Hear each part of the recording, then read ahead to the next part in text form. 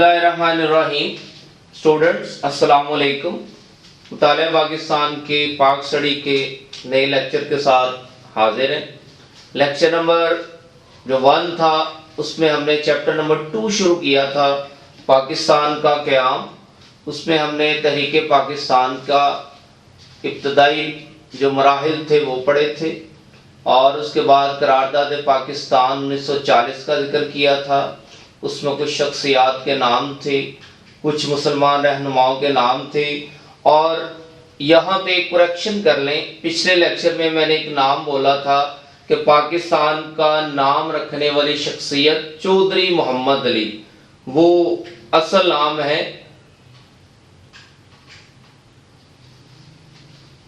वो असल नाम है चौधरी रहमत अली। वो बाय मिस्टेक मेरे मुंह से ये अदा हो गया था, वो सही नाम है, करेक्शन कर लें, सी कर लें, चौधरी रहमत अली जिन्होंने पाकिस्तान का नाम लिखा था। चौधरी मोहम्मद अली नहीं है, चौधरी रहमत अली जी। तो आगे चलते हैं। करारदाद पाकिस्तान 1940 का ही अगला हिस्सा है, करारदाद पाकिस्तान का पस मंजर, बैकग्राउंड। 1940 में मुसलमानों ने और कायदे आज़म ने करारदाद पाकिस्तान क्यों मंजूर की थी, उसके बैकग्राउंड में वजूहात क्या थी, वो हम देखते हैं। मुसलमान हिंदू मत के गलबे से महफूज होना चाहते थे।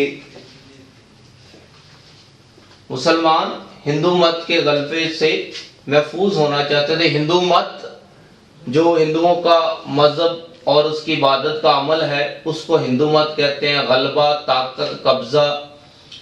हिंदू जमातें राम राज के क़याम का मुतालबा कर रही थीं। राम राज जो हिंदुओं के मजहबी रहनुमा हैं, राम राज हुकूमत, यानी वो जो उनके मजहबी रहनुमा थे राम, उसका निज़ाम, उनके नज़रियात को थोपना चाहते थे। और वो हिंदू जमातें ये चाह रही थीं कि हिंदुइज़्म मुकम्मल तौर पे पूरे बरे सगीर में आ जाए, बाकी जो मज़ाहब है वो भी हिंदू मत को कबूल कर लें।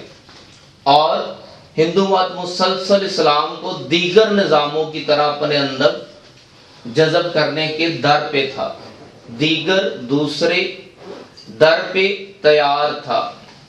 तो हिंदू मत या हिंदू मज़हब और उसके जो रहनुमा थे, वो बरे सगीर के अंदर जो दूसरी कौमें थीं, वो उनके लिए कोशिश कर रहे थे कि वो भी हिंदुइज़्म को कबूल कर लें, हिंदू मत को कबूल कर लें, बाकी मज़ाहब की कोई वैल्यू, कोई अहमियत ना रहे।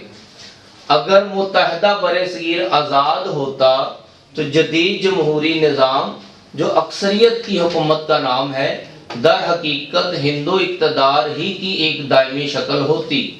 मुत्तहदा इकट्ठा, एक साथ, बरे सगीर, बर कहते हैं खुशकी के टुकड़े को, सगीर छोटा, यानी जो इंडिया पाकिस्तान आज़ाद होने से पहले जो ये एक जुग्राफियाई शक्ल थी, इसको या मुत्तहदा हिंदुस्तान कहते थे या मुत्तहदा बरे सगीर कहते थे। जदीद नया जमहूरी निज़ाम, ऐसा निज़ाम जिसमें अवाम की राय ली जाए, अवाम से वोट लिया जाए, अवाम की ख्वाहिशात का ख्याल रखा जाए, अक्सरियत मेजॉरिटी जो तादाद में ज़्यादा हो। तो दर हकीकत असल में दायमी हमेशा रहने वाली। इस जुमले को दोबारा पढ़ते हैं। अगर मुत्तहदा बरे सगीर आज़ाद होता तो जदीद जमहूरी निज़ाम जो अक्सरियत की हुकूमत का नाम है, दर हकीकत हिंदू इक़्तिदार ही की एक दायमी शक्ल होती। अब इसमें 2-3 चीज़ें आप देखेंगे। एक तो जदीद जमहूरी निज़ाम, उस वक़्त जो जदीद जमहूरी निज़ाम था, जो हुकूमतें चलाने का निज़ाम था, वो उस दौर का जो नया निज़ाम क्या था कि जो तादाद में ज़्यादा लोग हैं उनकी हुकूमत बना दी जाए, यानी अक्सरियत पर मबनी। तो उस वक़्त हिंदू तादाद में ज़्यादा थे, उनकी तादाद ज़्यादा थी, तो उस कानून के तहत हिंदुओं ही की हुकूमत बरे सगीर में बनती थी।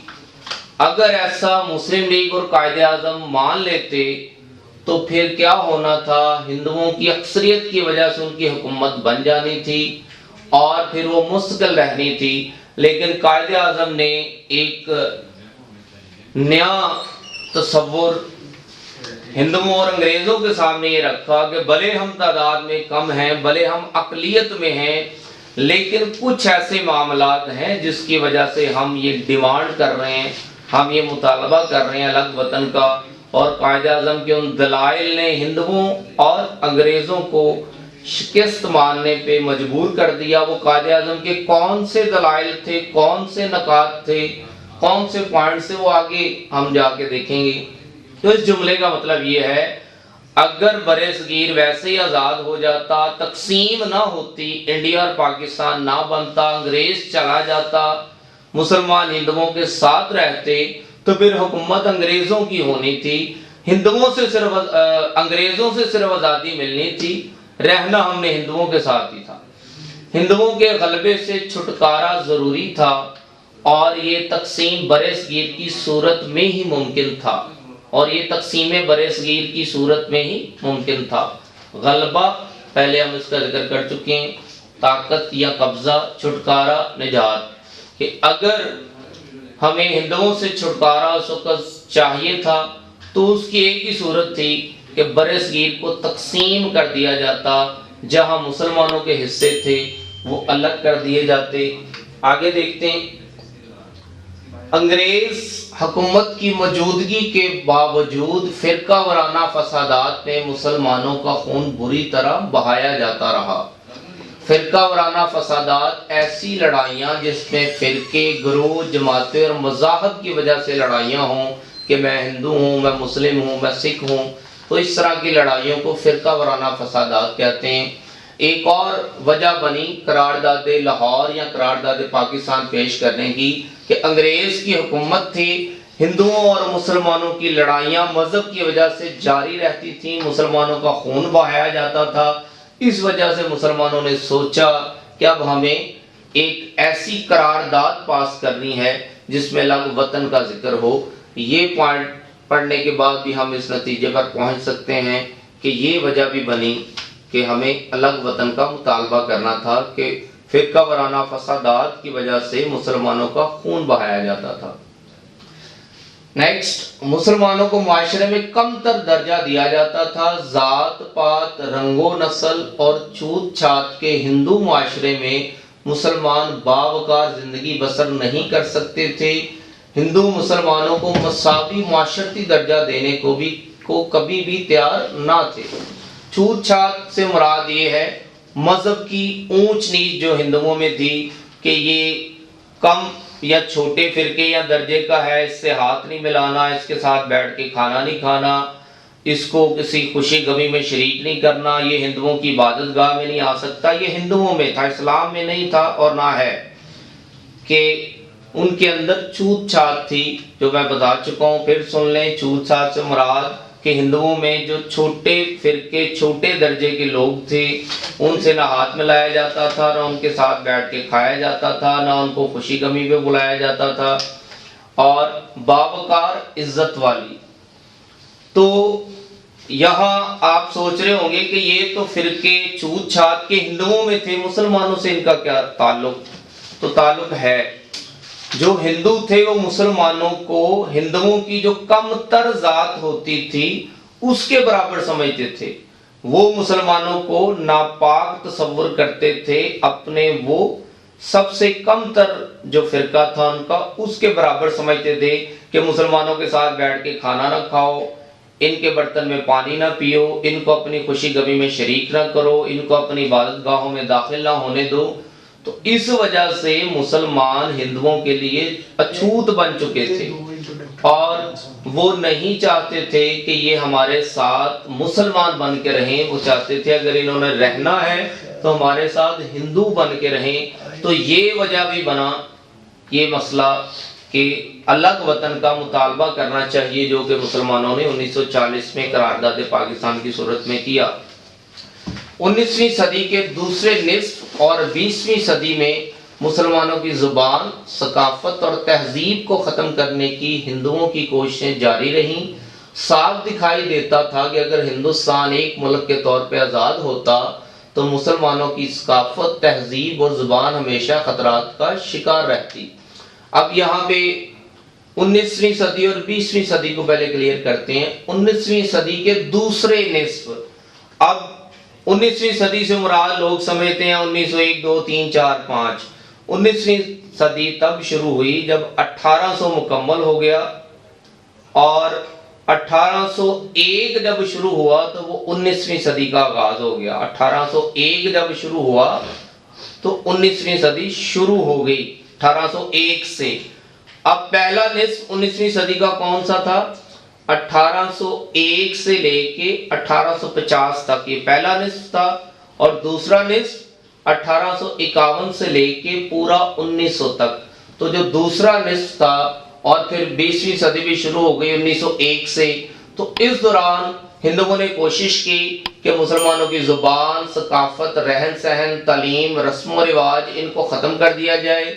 और साफ दिखाई दे रहा था कि अगर मुसलमान हिंदुओं के साथ रहते हैं तो मुसलमानों की तहजीब, मजहब, रहन सहन, तालीम, नजरियात, रस्म व रिवाज तमाम खतरात में थे। इसलिए मुसलमानों ने ये कोशिश की, ये ख्वाहिश जाहिर की कि हमें अलग वतन चाहिए। नेक्स्ट, मुसलमान चाहते थे कि इस्लाम के नाम पर एक मुमलिकत कायम हो जहां वो अपनी इनफरादी और इज्तिमाई जिंदगी इस्लाम के असूलों के मुताबिक आज़ादी से इस्तवार कर सकें। मुमलिकत, हुकूमत इनफरादी जो अकेले शख्स की हो, इज्तिमाई जो मुकम्मल तौर पे हो, मुश्तरका तौर पे हो, तमाम लोगों की हो, इस्तवार कायम करना। मुसलमान अब ये चाह रहे थे कि हम एक ऐसी हुकूमत चाहते हैं जहाँ पे एक फर्द और तमाम लोग इस्लाम के असूलों के मुताबिक ज़िंदगी गुजारें। हिंदुओं के साथ ये मुमकिन नहीं था, इसलिए अलग वतन का मुतालबा करना पड़ा। नेक्स्ट, मुख्तलिफ अहले नज़र मुख्तलिफ अदवार में तकसीम का इशारा देते रहे, लेकिन अल्लामा इकबाल ने 1930 में मुस्लिम लीग के सालाना इजलास इलाहाबाद की सदारत करते हुए तकसीम का वाज़े नक्शा मुदल्लल और भरपूर अंदाज में पेश किया। चौधरी रहमत अली ने एक पंफलेट अब या कभी नहीं, नाउ और नेवर तैयार करके लंदन में होने वाली तीसरी गोलमेज कॉन्फ्रेंस के शुराका में तकसीम किया। अहले नज़र जो अक्लमंद लोग होते हैं उनको अहले नज़र कहते हैं, जो नज़र रखते हैं। इलाहाबाद ये शहर का नाम है, अब भी है इंडिया में। मुदल्लल दलील वाला, सबूत वाला।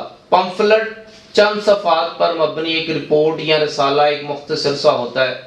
ये उसका नाम था, अब या कभी नहीं, इंग्लिश में नॉर नेवर।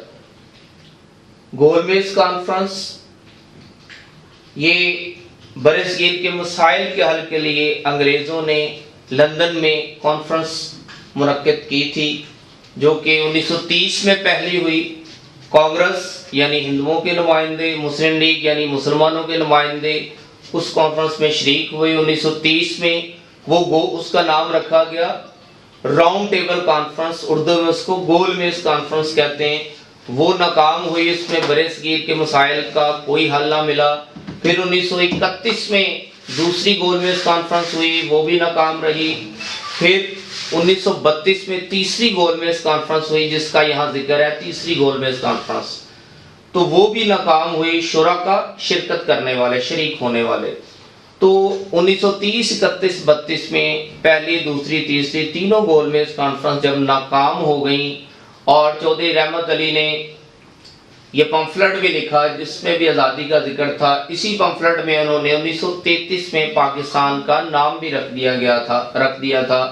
तो ये चौधरी रहमत अली, कायदे आज़म, अल्लामा इकबाल और दीगर रहनुमाओं की आज़ाद मुल्क की अलग वतन की कोशिशें 1940 से पहले भी जारी थीं, और वो सारी नाकाम हो रही थी। अंग्रेज़ और हिंदू आज़ादी की तरफ नहीं आ रहे थे। तो फिर 1940 में अलग वतन का मुतालबा किया गया। सिंध मुस्लिम लीग ने 1938 में 1938 में अपने सालाना इजलास में तकसीम के हक में करारदाद मंजूर की। मुस्लिम लीग की जो ब्रांच सूबा सिंध में थी, उस ब्रांच ने, उस ग्रोह ने, मुस्लिम लीग का वो जो ग्रोह था, उसने 1938 में सालाना जलसे में करारदाद पाकिस्तान से 2 साल पहले ही ये मंजूर कर लिया था کہ ہم الگ وطن کا جب بھی مطالبہ ہوگا ہماری طرف سے اب بھی منظوری ہے، ہم الگ وطن چاہتے ہیں۔ تو یہ وجہ بھی بنی کہ ایک بہت بڑا صوبہ جو ہے وہ بھی علیحدگی چاہتا تھا، تو پھر 1940 میں قرارداد پاکستان پیش کی گئی۔ 1940 میں قائد اعظم نے قرارداد پاکستان منظور کروا کے اسے ملی مطالبے کی شکل دے دی، ملی قومی۔ پھر 1940 میں جب یہ قرارداد الگ وطن کی قرارداد پاکستان پیش کی گئی تو قائد اعظم نے اس کو ایک قومی مطالبے کی شکل دے دی کہ یہ عوام چاہتے ہیں۔ تو اسٹوڈنٹس، یہ تھی قرارداد پاکستان کے پس منظر کے نکات جو ہم نے دیکھے کہ قرارداد پاکستان کیوں پیش کی گئی، اس کی وجوہات کیا تھیں۔